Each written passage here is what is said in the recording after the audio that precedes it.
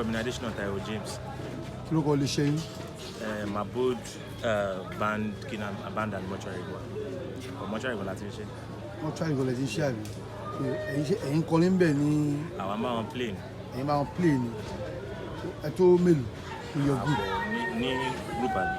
Àwọ̀ 24 in number ṣáà ní ìwà. Lẹ máa ń ṣe iṣẹ́ àbí?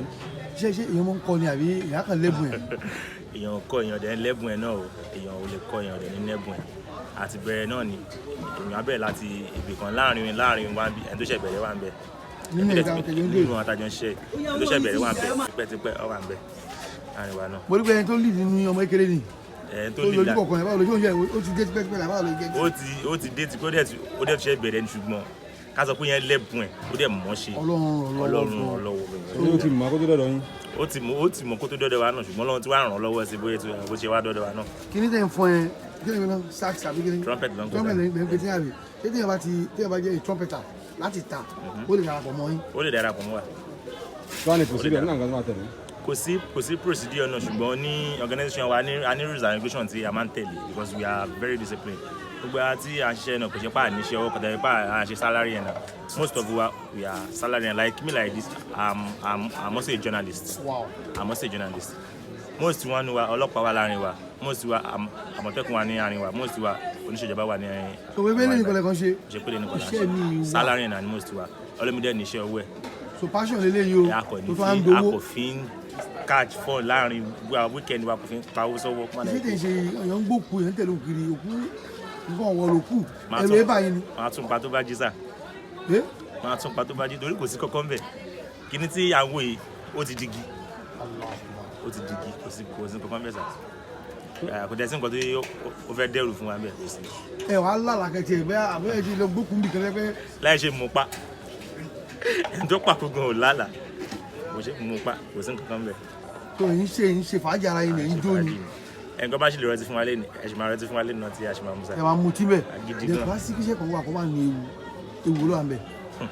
ewu tí ó wà ń bẹ̀ náà ju pé àwa tí à ń gbé apá wa ni. apá ìgbà mi a lè délé ń jọ mi wẹ́ pé apá yẹn á nira fún wa láti gbé.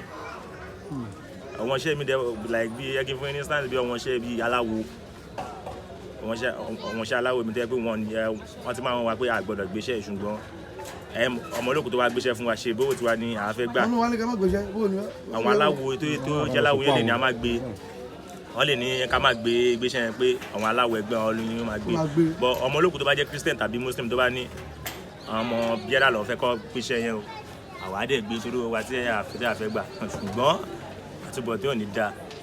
Tẹ bá gbé. Tá bá gbé. Ṣé ẹ ti wá gbérú ẹ̀ rí? Mo ti gbérú ẹ̀ rí sá. Kí ló wá ṣẹlẹ̀? Olúwa mi ò apá ò ṣe gbé a padà gbélẹ̀ fún wọn. Níjọ́ náà nígbà náà lè ti fi ilẹ̀. Ìjẹ̀bú náà láti iṣẹ́ náà padà gbélẹ̀ fún wọn. Ṣáyé pé ìbílẹ̀ wa ló tọ́ nìyẹn o. Ẹni bá sọ pé ìbílẹ̀ ọ̀sìn wèrè yan ni. Ẹni tó bá sọ pé ìbílẹ̀ ọ̀sìn wèrè yan ni. Kò sí ẹni tó yóò máa sọ pé ìbílẹ̀ ọ̀sìn torí ẹ̀mí ẹni tó wọn á fẹ́ bọ́ ẹmọ kókù dàbí tírélà. Kí ẹ bá gbé. Bẹ́ẹ̀ ló ṣe máa rí gbà mí.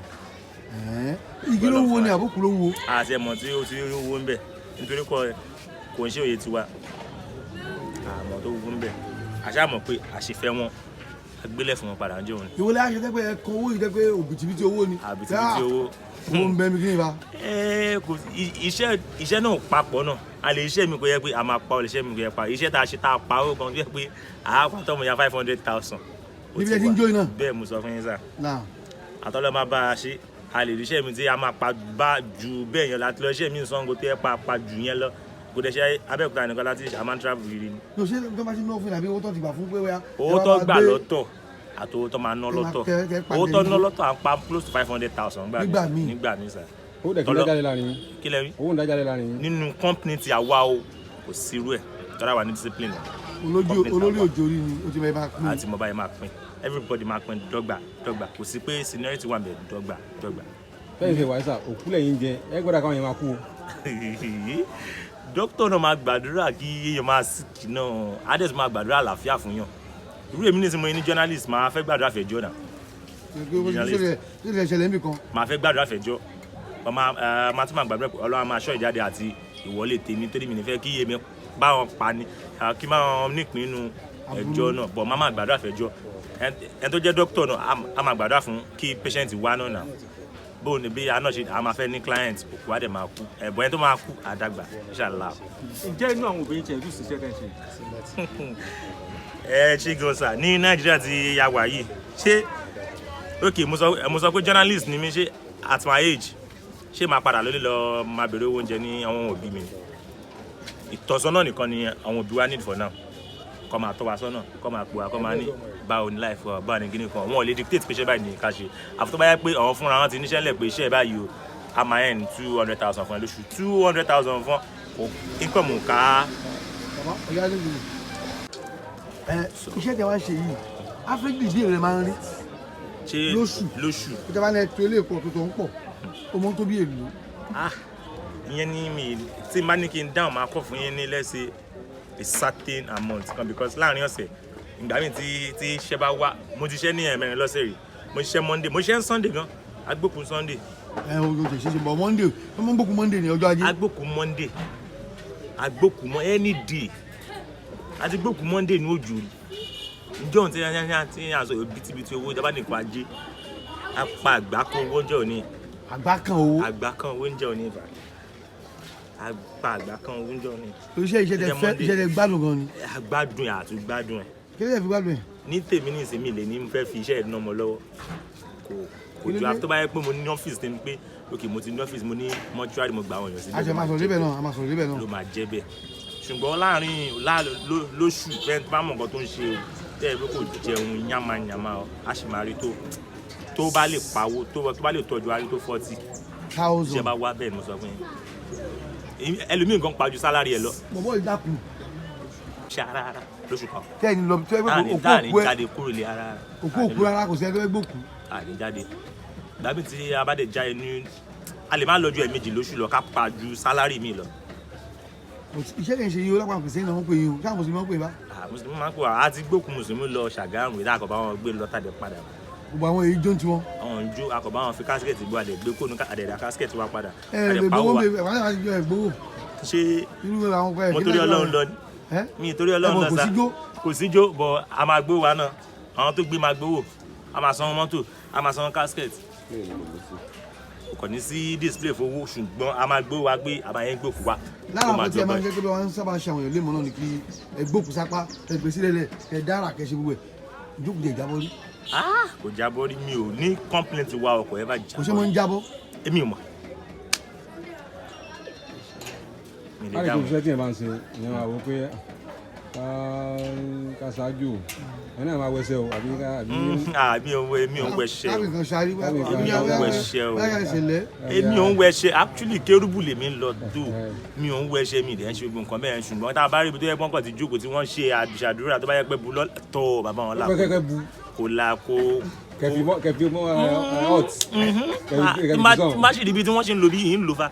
ẹ sàmì. ń lò àtọ̀ yìí ṣe. bẹ́ẹ̀ lọ́jọ́ iwájú ní ti ṣe yìí kò sí kí èèyàn máa ní pẹ̀lú gbogbo ìrìn àná 10 years na 20 years kí ni kò tẹ́ fẹ́ ṣe. èmi náà ń fi sí inú àdúrà ní ojoojúmọ́ sà èmi náà ń fi sínú àdúrà lójoojúmọ́ máa dẹ̀ mọ́ àdúrà ẹ tẹ̀gbẹ́ ẹgẹ́. mo ní èmi náà máa ń fi sí inú àdúrà ní ojoojúmọ́ sà torí ìdíṣẹ́ yìí náà àmọ́ bí téèyàn ti lè bálà Nàìjíríà ti àwà ìṣe tó yẹ pé kò tiẹ̀ síṣẹ́ sálárì tí wọ́n tí èèyàn gbà kò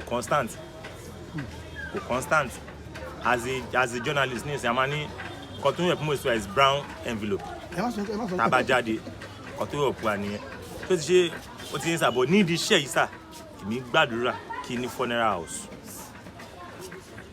ọlọ́mọba gbà fún mi tó máa jẹ́ tèmi tó máa jẹ́ tèmi tí màlẹ̀ máa ń dùn fúnra rẹ̀ kọ́ lọ́ndẹ̀ gbà fún mi. tó bá yín sìn funeral house ẹ̀yìn tí wáyé sìn àwọn ọlọ́gbà yín mọ́ra pé òkè o ẹ̀yin ni entertainer wa. wọ́n kọ́ gbà mí síbẹ̀ pé èmi ni kí n máa lead on pay kí n máa arrange fún wọn. ok ẹ wá kọ́ àwọn boys jọ. bẹ́ẹ̀ni. ṣùgbọ́n àwa lówó báyìí ń gbó. a ṣe pé ó wà láàrin wa sà. kò sí láwọn èèyàn wọ́n fi lo ṣàbí àbí owó oṣù kan.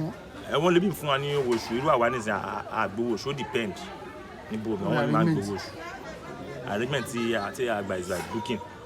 Tàbí booking. àti book. bóyá sí pé ẹ wá kọ́ni fún ẹni tí ń ṣòkó àbí tí ń gbòkú ẹ lọ sí tẹ́ iṣẹ́ wo ni tó fi kí ní ṣe ẹ̀bùn tọ́mọ̀ fún yìí. ṣé bí ká máa fòfin rẹ̀ a máa ń play in church nígbà mi a ní band tí a máa ń lọ play in church tó bá kú àti bẹ́ẹ̀. kẹ́ ẹ kọ́ni gidi. máa play orin gidi fún wọn. kálọ́kọ́ ní olórin tàlàfà yín. olórin wà láàrin wa àwọn tó ń kọrin wà láàrin wa. ṣé tó fi fèrè yẹn náà òkè bóyá lè fẹnu fún bóyá lè fẹnu kọ́ náà. ó lè fẹnu akéwì náà wà ní àárín wa tó ń kéwì oríṣiríṣi wà láàrin àárín wa. ojú ló gan. ọlọ́wà ṣe bẹ́ẹ̀ sọ ní tó jẹ́ iṣẹ́ ọwọ́ yín. iṣẹ́ tó jẹ́ iṣẹ́ ọwọ́ mi journalism àti ṣé irú èmi nìsín. irú ẹ̀yin particularly. photography lèmi ní tó kọ́. photography. ẹ̀hún tó bá ní owó lè filẹ̀ nínú sẹ́yìn. kò sí. ẹ̀ ta ẹ̀yàn wá sí kọ́. kò sí. Nàìjíríà ta wà yìí o kẹ́nìkan ní ìfiṣẹ́lẹ̀ máa sáfẹ́ ni wọn. ṣíṣe ní gbogbo ẹ̀. ṣíṣe ní gbogbo ẹ̀ máa já mọ́ra wọn pọ̀ níta. bọ̀ tí láti ọ̀rọ̀ pé ẹ̀fíṣẹ́ máa gbókù lẹ́sẹ̀ àní àwọn journalism yẹn máa fún ẹ ní 200,000 lóṣù 500,000 lóṣù. a ní mi lè fi lẹ́sẹ̀. ẹ lè fi gbókù lẹ̀. àrékè mi lè fi lẹ̀. ẹ lè máa ń kọ́ ọ́ pé gbogbo lè mi ò fẹ́. ìrọ̀ o mi ṣe lè sọ. bá la ṣe relate. bá la ṣe relate ó sì pè mí ìbàlẹ̀ ẹ̀kan tí mo ní mò ń ṣiṣẹ́ mo lọ gbókù ní sá. ó mọ̀. kálọ̀ introduce sí. kálọ̀ introduce girlfriend. mo tó introduce iṣẹ́ ìsìn. mo wá fúnra ara mi. kò lè ṣe pé bẹ́ẹ̀ inspire pé bẹ́ẹ̀ nìkan sọ pé. tẹ́ ẹ bá rẹ̀ tó wà lẹ́yìn mi dáadáa tó wà lẹ́yìn mi ọ̀gá mi bí kan true wọn mo ṣe wọṣẹ́. àwọn ọmọ gbòkú. ọ̀gá mi ni ọ. mo ṣe fine tó yìí. ọ̀gá mi ni ọ. èmi náà fine na àmọ́ fine sa. girlfriend ni ó ti mú mi lọlé. ó mú mi lọlé. ó ti mú mi lọ sọ́dọ̀ àwọn parents ẹ̀. mo ti mú lọ sí ọ̀dọ̀ àwọn parents tèmi gan. ìgbà tó délé wọn ó ní agbókù ní kí náà sọ. kò sọ pé agbókù ni mi o. so láwọn tó ń tẹ̀lé ìyá àwọn kékeré kọ̀ọ̀kan dára ní. secondary school náà wà ní àbúkọ́ náà ti parí sí. kò sí tó wà secondary school láàrin wọn. ojú wọn kàn kéré wọn kàn yọ̀ǹgì lójú. ojú wọn kàn yọ̀ǹgì ni wọn. kò sí tó wà secondary school láàrin wọn. ẹgbẹ́ contact number yín fáwọn tó wáyé pé. nọ́mbà mi 081 01 32 7248. ẹ̀kúnlẹ̀ kan sí. 081 01 32 7248. Hey, thanks for watching this video. Subscribe